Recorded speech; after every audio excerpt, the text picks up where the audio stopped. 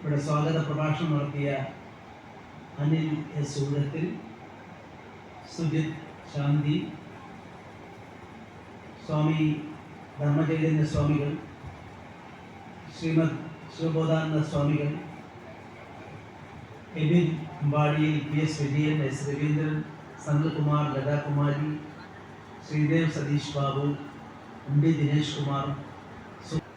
വളരെ മനോഹരമായ ഒരു അന്തരീക്ഷം, പ്രകൃതി അനുഗ്രഹിച്ച ഒരു പ്രദേശത്തെത്തി കഴിഞ്ഞ 15 കൊല്ലങ്ങളായി നടന്നു വരുന്ന ഒരു മഹാസംഭവത്തിൻ്റെ ഇക്കൊല്ലത്തെ വൻ വിജയത്തോടെ നടത്തിയ കൺവെൻഷൻ, അതിൻ്റെ പ്രഖ്യാപിത ലക്ഷ്യത്തിൽ 100% പ്രതീക്ഷയ്ക്കപ്പുറം വിജയിച്ചതായി താലൂക്ക് യൂണിയൻ്റെ പ്രസിഡന്റിൻ്റെയും സെക്രട്ടറിയുടെയും പ്രസംഗത്തിൽ നിന്ന് എനിക്ക് മനസ്സിലാക്കാൻ സാധിച്ചു.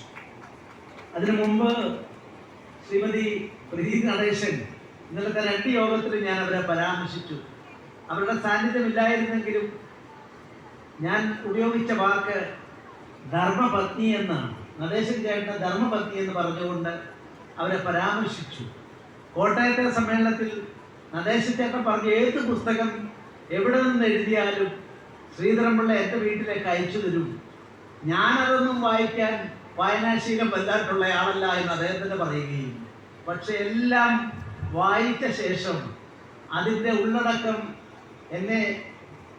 പ്രീതി എന്നെ ബോധ്യപ്പെടുത്തും, എനിക്കതുകൊണ്ട് അതെല്ലാം അറിയാമെന്ന് പറഞ്ഞപ്പോൾ എനിക്ക് തന്നെ എന്നെപ്പറ്റി ഒരഭിമാനം വാനോളം ഉയർന്ന നിമിഷമായി ഇന്നലെ കോട്ടയത്തെ ആ സമ്മേളനത്തെ എനിക്ക് കാണാൻ സാധിച്ചു.